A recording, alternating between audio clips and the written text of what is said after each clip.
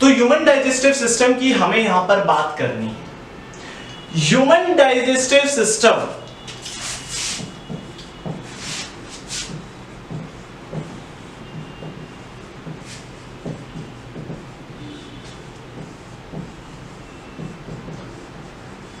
मैंने इसे इतना बड़ा बड़ा इसलिए लिखा है क्योंकि ये बहुत ही ज्यादा इंपॉर्टेंट टॉपिक है। इसी से ज्यादातर क्वेश्चन एग्जाम के अंदर पूछे जाते हैं।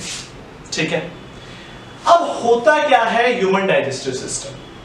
ह्यूमन डाइजेस्टिव सिस्टम हम सबको पता है क्या करता है, खाने को डाइजेस्ट करता है, पचाता है। और डाइजेशन का मतलब मैंने बताया था लास्ट लेक्चर में, क्या होता है, कॉम्प्लेक्स फूड को सिंपल फूड में तोड़ना। क्या बोला मैंने? कॉम्प्लेक्स फूड को सिंपल फूड में तोड़ना, उसे ही डाइजेशन बोला जाता है। लेकिन यहां पर हमें बात करनी है ह्यूमन डाइजेस्टिव सिस्टम की। नॉट ओनली द डाइजेशन, जो सिर्फ और सिर्फ डाइजेशन होता है, यहां पर हम बात करेंगे इंजेशन, डाइजेशन, एब्जॉर्प्शन,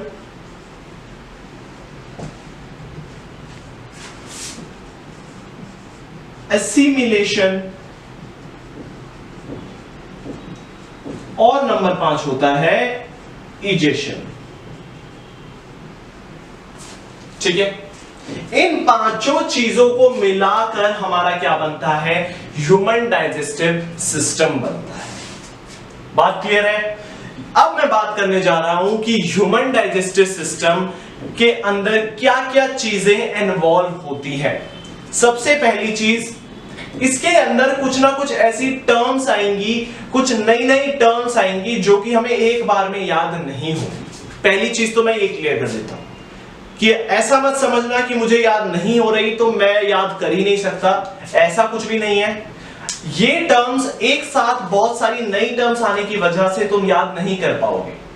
तो इसको करना क्या होगा, तुम्हें रोज धीरे धीरे पढ़ो, रोज उन टर्म्स को धीरे धीरे पढ़ो ताकि वो टर्म्स तुम्हारे लिए कॉमन हो जाए, जिससे कि तुम उन्हें आसानी से याद कर पाओ। बात क्लियर है मेरी? अब बात कर लेते हैं कि ह्यूमन डाइजेस्टिव सिस्टम में इन्वॉल्व क्या क्या होता है।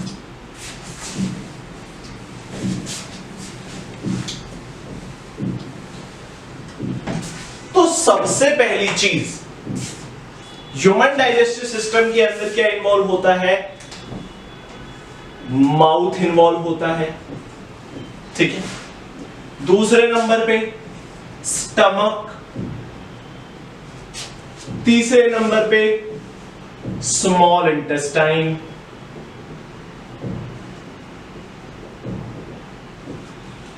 और चौथे नंबर पे आता है लार्ज इंटेस्टाइन।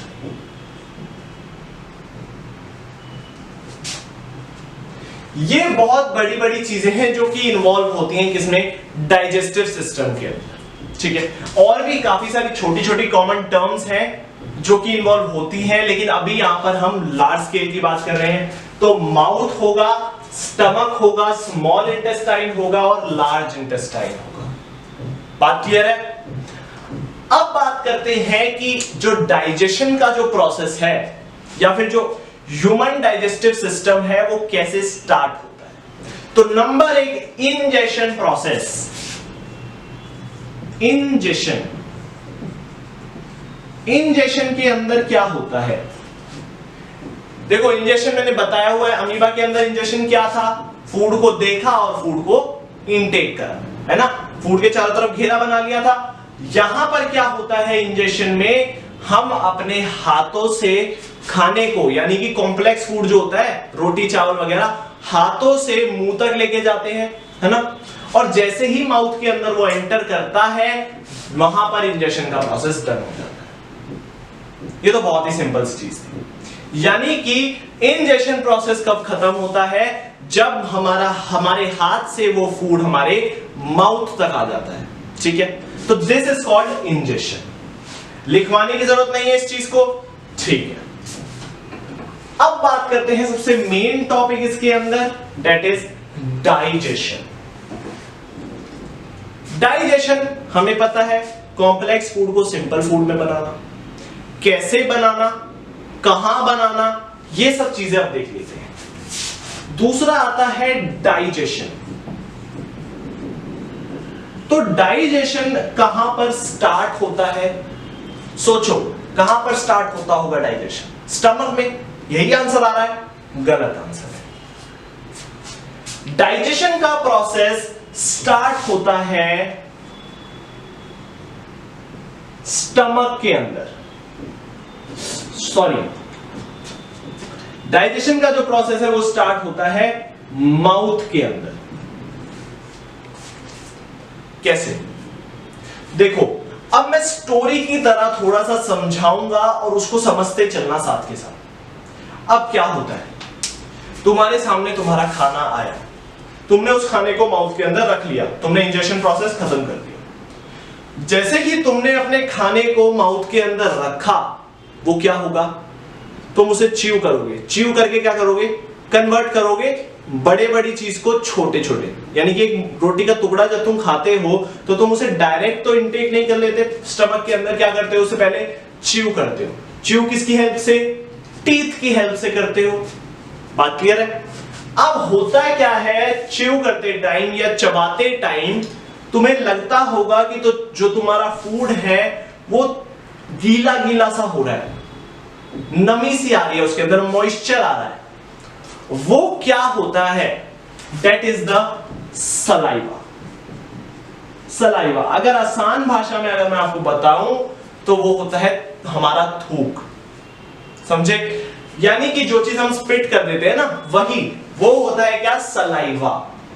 तो जैसे ही हमने फूड को इनटेक किया या माउथ के अंदर रखा, तो सलाइवरी अमाइलेज में से, सलाइवरी अमाइलेज, देखो सलाइवरी अमाइलेज क्या है?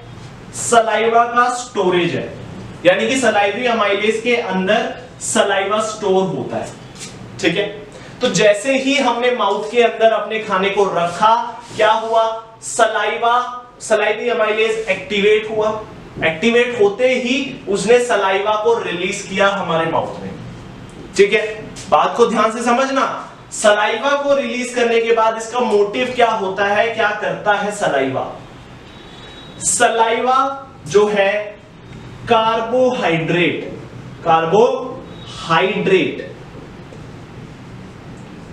डाइजेस्ट करता है। क्या बोला मैंने? जो सलाइवा होता है वो सिर्फ रिलीज किस लिए होता है? ताकि वो कार्बोहाइड्रेट को डाइजेस्ट कर सके। ठीक है ना? ये मोटिव होता है सलाइवा का हमारे माउथ में रिलीज होने का। हमारा जो खाना है वो गीला इस वजह से होता है। और एक रीजन होता है जिसकी वजह से सलाइवा हमारे से रिलीज होता है, वो होता है ताकि हमारा जो खाना है वो माउथ से बड़ी आसानी से स्टमक के अंदर चला जाए, यानी कि पेट के अंदर चला जाए, है ना? यानी कि उसको एक क्लियर पाथ मिल जाए, ताकि स्मूथ पाथ मिल जाए, ताकि वो आराम से हमारा जो खाना है वो स्टमक में चला जाए। एक रीजन वो होता है सलाइवा का, बट मेन रीजन जो होता है वो होता है कार्बोहाइड्रेट का डाइजेशन।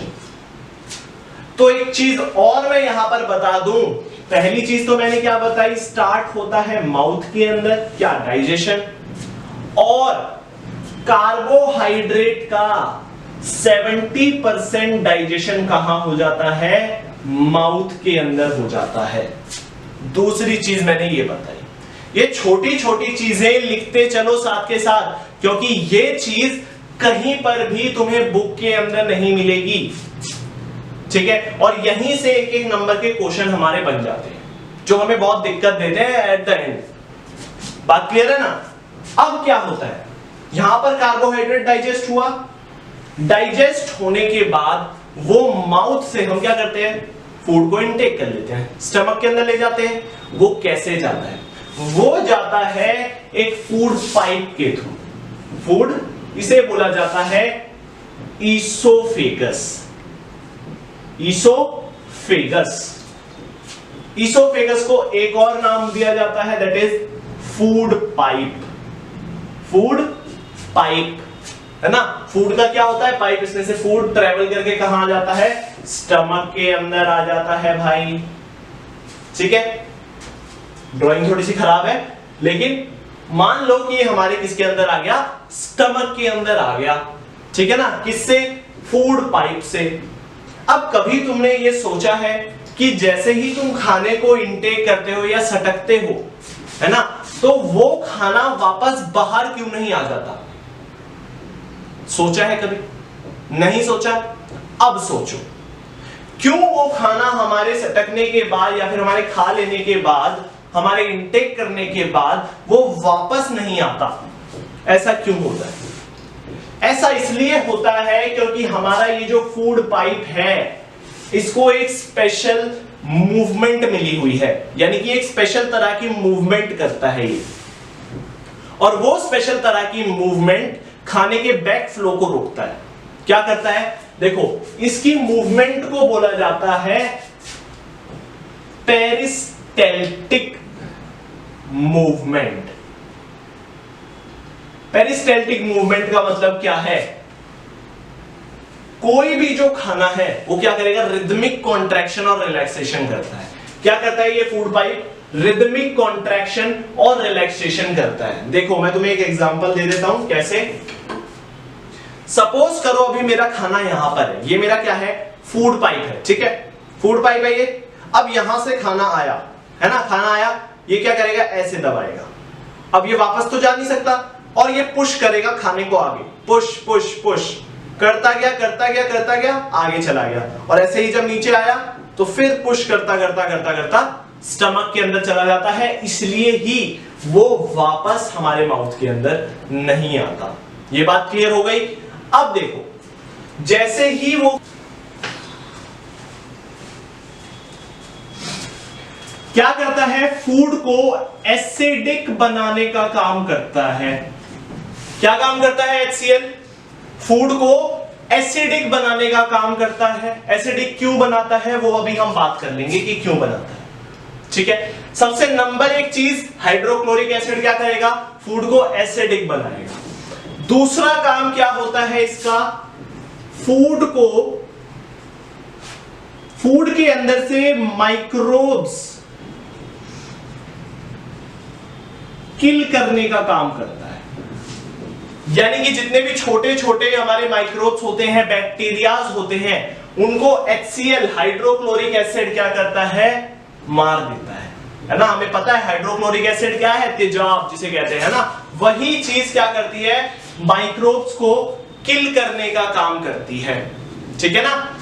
दूसरे नंबर पर आता है पेप्सिन। तो ये दोनों काम होते हैं किसके, हाइड्रोक्लोरिक एसिड के, ठीक है।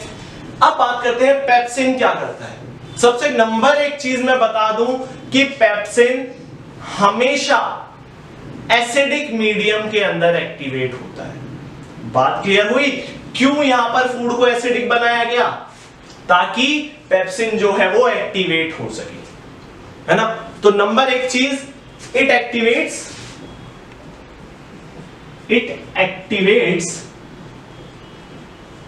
when the food is acidic, ठीक है।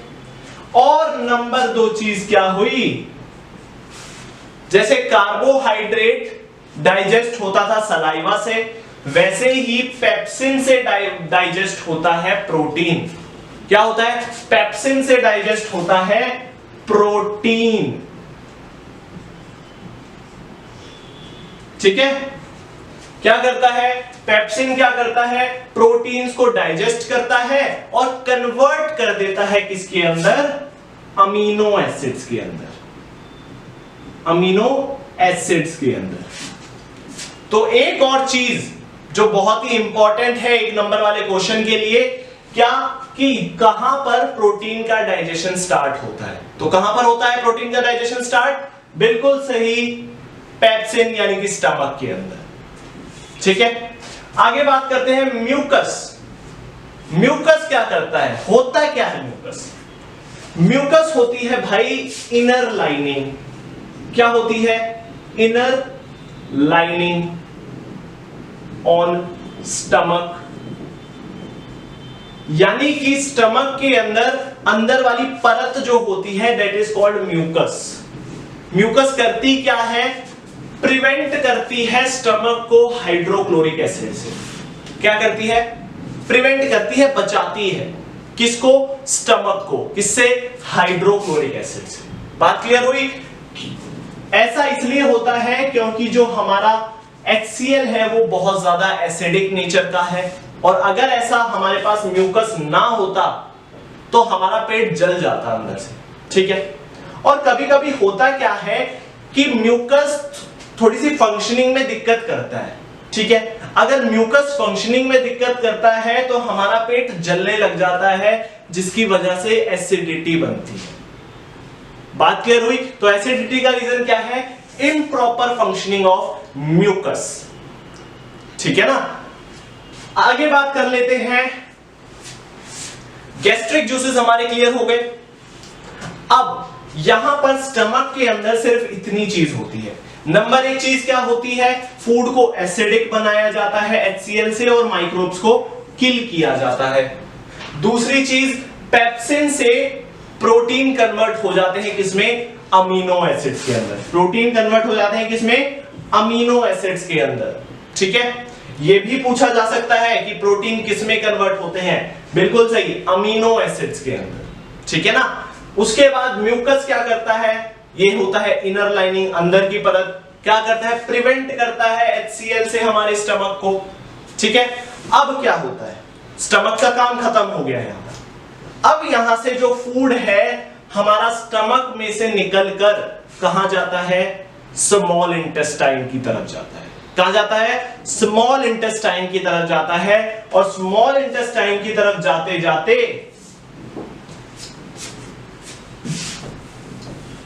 वहां पर दो ग्लैंड्स प्रेजेंट होते हैं। क्या होते हैं, दो ग्लैंड्स प्रेजेंट होते हैं। कौन कौन से, लिवर, सपोज करो कि ये हमारा लिवर है और यहां पर है हमारा पेनक्रियास, ठीक है। और यहां से हमारा फूड स्टमक से होता हुआ स्मॉल इंटेस्टाइन की तरफ जा रहा है, ठीक है। ये हमारी स्मॉल इंटेस्टाइन है, जो भी है, ठीक है ना। तो ये हमारा लिवर है, ये हमारा पेनक्रियास है। तो फूड कहां से होकर जाएगा, इन दोनों के बीच में से। और जैसे ही यहां से फूड होकर जाता है, लिवर एक्टिवेट होता है, पेनक्रियास भी एक्टिवेट हो जाता है। एक्टिवेट होकर क्या करता है, लिवर जो है बाइल जूस सिक्रीट करता है, बाइल जूस निकालता है। लिवर के अंदर से क्या निकलता है, बाइल जूस निकलता है। एक और चीज लिवर के अंदर से निकलती है, दैट इज बाइल सॉल्ट। ये चीज क्लियर हुई। बाइल जूस निकलता है किसमें से, लिवर के अंदर से, और बाइल सॉल्ट भी लिवर में से। इनके काम क्या होते हैं हम बात करेंगे अभी। और पेनक्रियास जो है, पेनक्रियास के अंदर से भी जूसेस निकलते हैं, ठीक है। अब ये जो फूड है वो किसमें चला गया, स्मॉल इंटेस्टाइन के अंदर चला गया। और जो स्मॉल इंटेस्टाइन है that is the complete site of complete digestion. यानी कि जो डाइजेशन है वो कंप्लीट कहां होता है, यहीं पर होता है, स्मॉल इंटेस्टाइन में। अगर यहां पर मैं बात करूं तो जितना एब्जॉर्प्शन प्रोसेस भी यहीं पर होता है, ठीक है ना।